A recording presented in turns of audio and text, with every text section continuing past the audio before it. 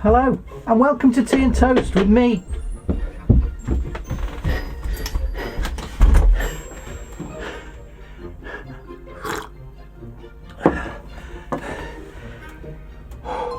Hello, welcome to Tea and Toast. This is Jason.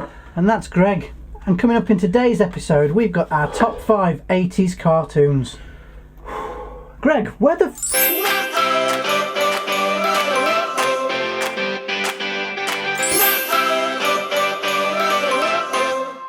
Welcome to another episode of Tea and Toast. We have got our top 5 80s cartoons on the way, but in the meantime, why not It's not get beer in and touch... kebab yet though, is it? No. Why not get in touch with us on Twitter at Too Old to Grow Up, or join us on our Facebook page, The 80s Magazine. And just a bit of news, Greg. Ooh. We are officially going to twice a week in September. I haven't spoken to my agent yet. Monday and Friday mornings. No, you can't announce that until my agent agrees the fee and... That's me though, isn't it, Greg? You're my agent? Yeah. Oh, am I doing it? Yeah. Oh, good. Monday and Friday mornings in September, Tea and Toast.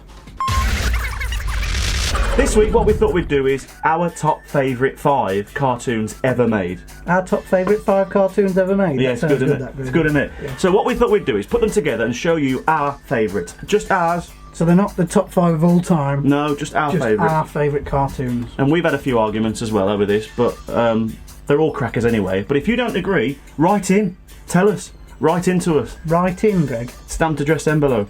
Answers on a postcard. It's not 1985, Greg. This isn't the actual broom cupboard. Nobody writes in anymore. Well, what do you do? Pigeons? Have you heard of Twitter? Facebook?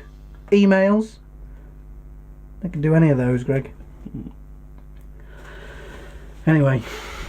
Facebook. So, here we go. Here's our top favourite 5 cartoons ever from the 80s. Straight in at number 5. Straight in at number 5. Number 5. Danger Mouse.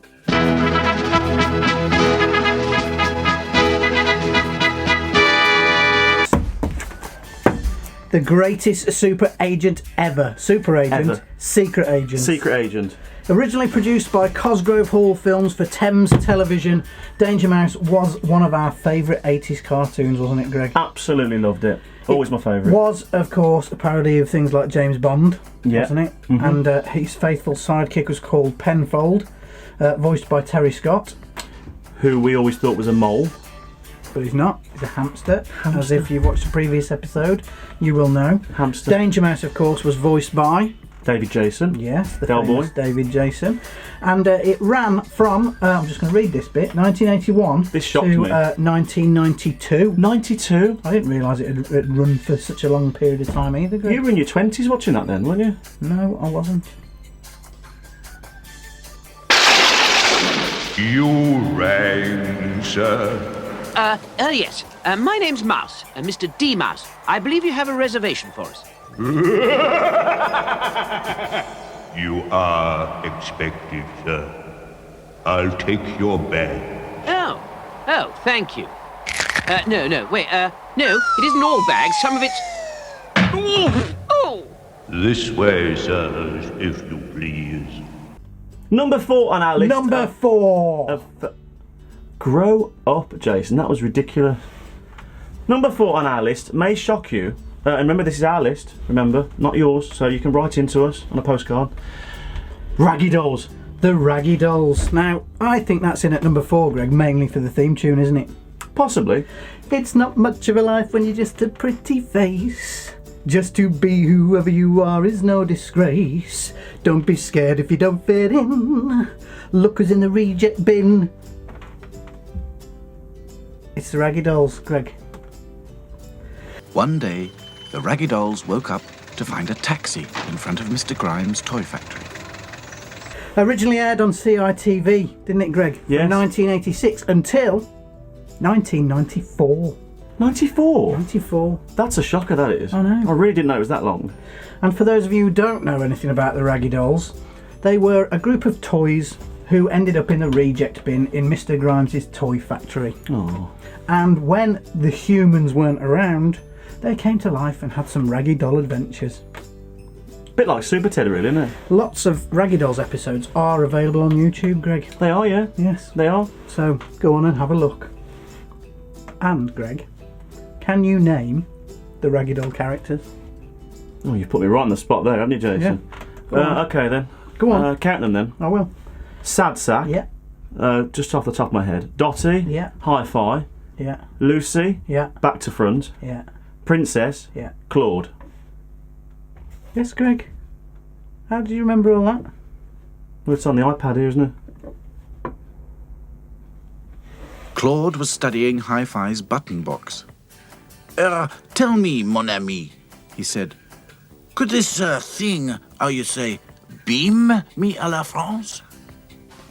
One day, maybe, said Hi-Fi. I'm still working on it. In at number 3 on Number 3 on the list. number 3 in our top 5 80s cartoons is As. Doopy Doopy Doop Inspector Gadget. Doopy Doopy Doop. Boop boo. Doopy Doopy Doop Loved it. Inspector Gadget.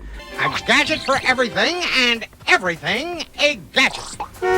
Do you know, this would have been a lot higher, I think, for me. I know it's number 3, but I think it could have been like, top 2 for me. But Really? Yeah, the top 2 really are top 2, aren't they? It gets a little difficult, doesn't it, with all the cartoons that were around. We know there's loads more that we loved, and it was difficult getting to this top 5, wasn't it? Well, we'll probably do another top 30, 40, won't we, Yeah, really, at the end of probably. this? So, But anyway, number 3 is Inspector Gadget, and this was a French-Canadian-American production. Greg, you didn't know that, did you? no. Well, it was. You're And, amazing. I know. The facts that you know, Jason, just off the top of your head are incredible. Don't go on the internet at all. No? No. I don't read anything off anywhere. Gadget's nemesis, Greg, his enemy, what was he called? The robot thing. Claw. That's it. Dr. Claw. He was the leader of The enemy. MAD. That was the name of his organisation, MAD. Yeah. It originally aired from 1983 to 1986, and nowhere near as long as the others. Oh, that was short, wasn't it? However, it was repeated on the TV for lots of years after Lots that. of years, yeah. Yeah, and they've remade it, haven't they, Greg, on Netflix? Well, I didn't know this until you showed it me last week, and I'm a little bit shocked. It's gone a little bit CGI type, hasn't it? Yeah, as they all do when they remake them. Which, you know, it may gain a legion of new fans, but for us who love the original, it's a little bit hard to swallow, isn't it? It's the theme tune, isn't it, as well? They've changed that a little bit. Yeah, they've tried to keep the original theme tune and modernise it, which hasn't really worked. No, it's not my cup of tea. If you've got Netflix, have a look. Or have a look on YouTube, because I think there's some clips of the new series on there as well. It's worth having a look, because it's not as good. Did you know it was the first animated television show to be presented in stereo? Oh! No, I didn't know that, Jason. How did you know that? Was that this again? No. Oh, sorry. I keep ruining the illusion, don't I? I know everything there is to know about the 80s, Greg. Of course you I do, don't look Jason. on the internet for anything. No, I know that. Let's move on. Okay. Are you fixing something, Uncle Gadget? Now I wanted to try that saw magic trick, Penny. But Uncle Gadget, magicians use special equipment when they do their tricks, and they have special methods for performing their tricks. That's true, Penny. We shouldn't attempt those dangerous tricks unless we know what we're doing. Okay, I'll think of my own magic trick. Of course you already have a lot of special equipment, Uncle. Now, this was tough, wasn't it? Yes. Trying to find number 1, number 2 was quite difficult on this, but we've gone with it together. We've agreed. You might not agree, but we just really close. This was this much in it. Number 2, Thundercats. Thunder, thunder, thunder, Thundercats.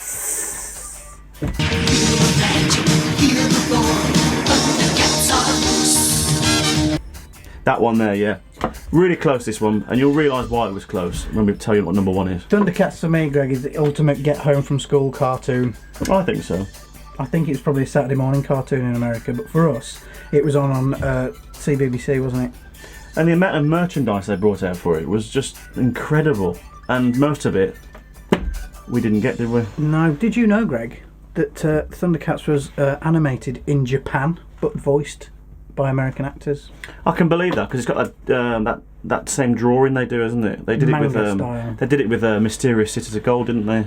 It ran from 1985 to 1989, That's not as long as you thought either, is it? and of course, recently had a remake.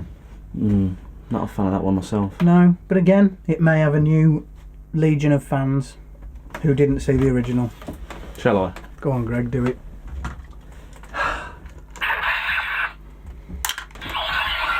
This bit flies out now. Look, Jason. This flies out, Jason. Don't you have to press the button, Greg? Thundercats!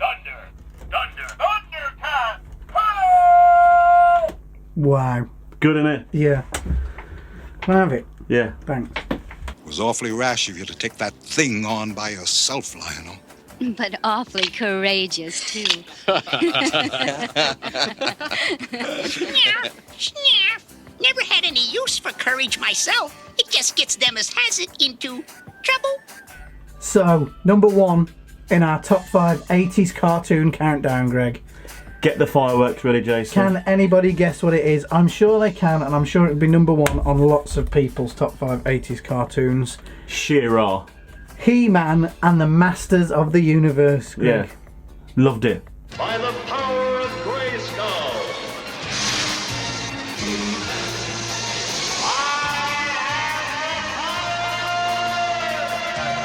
By the power of Grayskull. He-Man, did you know, Greg, the cartoon was made to market. Remember anything written down about it? You're not reading this one. I know, it's amazing. The cartoon was made to actually market the figures that were made by Mattel.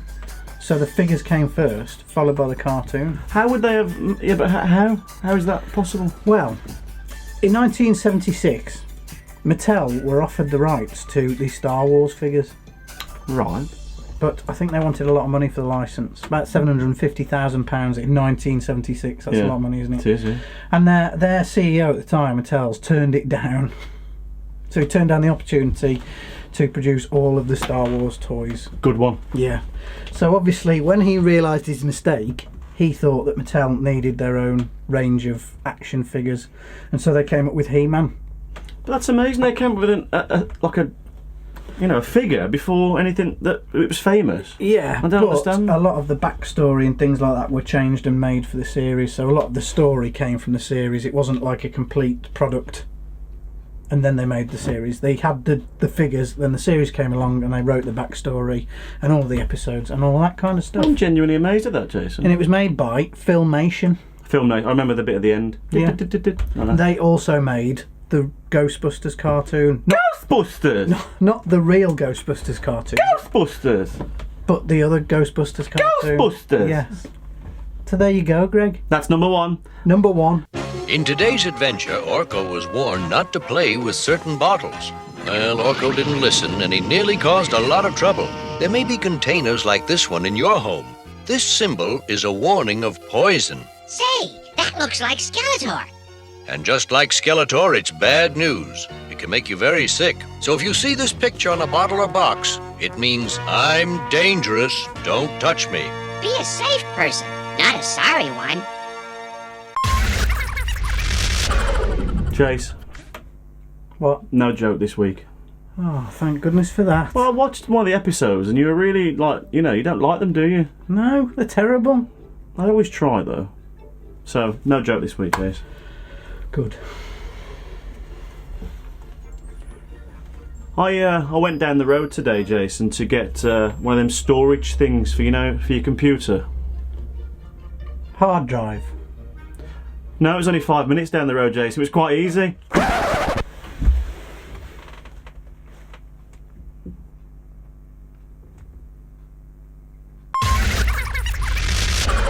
Never see He-Man and Prince Adam in the same room together, do you? Just saying. It's the same man, Jason. It's the same bloke, same character. He just